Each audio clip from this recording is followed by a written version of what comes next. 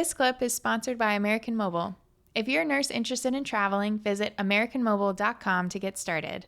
But what's also important and kind of primary, what happens is when we have the level of stress that nurses have now, and like I had when I was working in community mental health,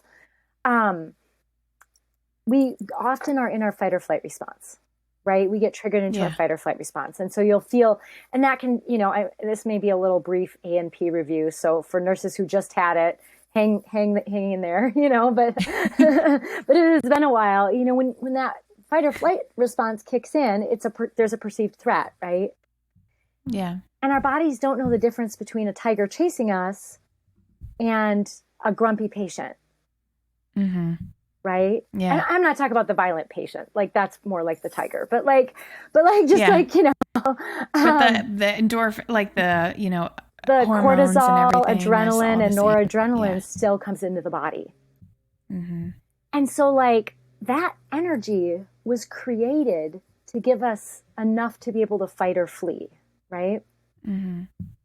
And then, continuing with the review, so I just get it out of the way. If it's like, oh yeah, there's no way I'm going to be able to get out of this dangerous situation, then we shut down. Mm-hmm. Much like a gazelle being chased like a cheetah, you'll see them if you ever watch it. It's really sad actually, but like they realize they're not going to be able to outrun the cheetah. Yeah. So they like fall over and play dead is what it's called in the animal kingdom.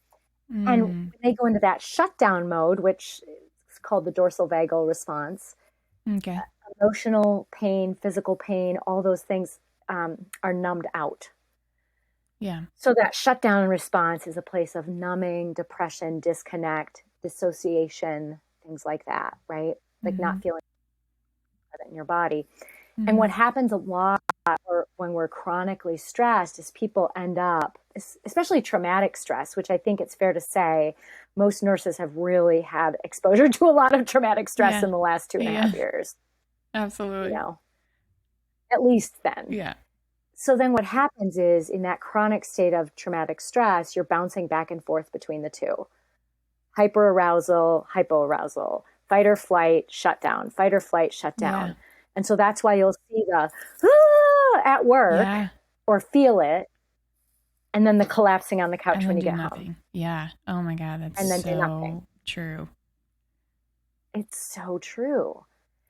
So the antidote for this is completing the stress response. And this comes from Peter Levine. So if people like to read Waking the Invisible Tiger, I think is his book, you can, whatever. But what he talks about is, and we see animals in the wild do this, is when they're not able to complete the fight or flight response, when they're not able to use that energy to fight or flee, then as soon as the threat goes away, they get up and they shake it off. They run or they fight like they're fighting with the thing in front of them.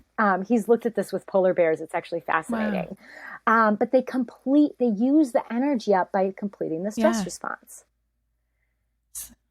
But what do humans do? We just, go on our phones and go to sleep and binge watch TV and we sit. Right.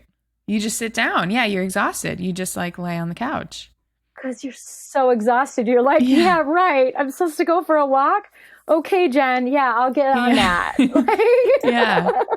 So true. But the thing is to feel better, we've got to complete the fight or flight response so we use up that energy. Otherwise, it gets stuck in the body. And that's part of why everyone feels so awful. Yeah.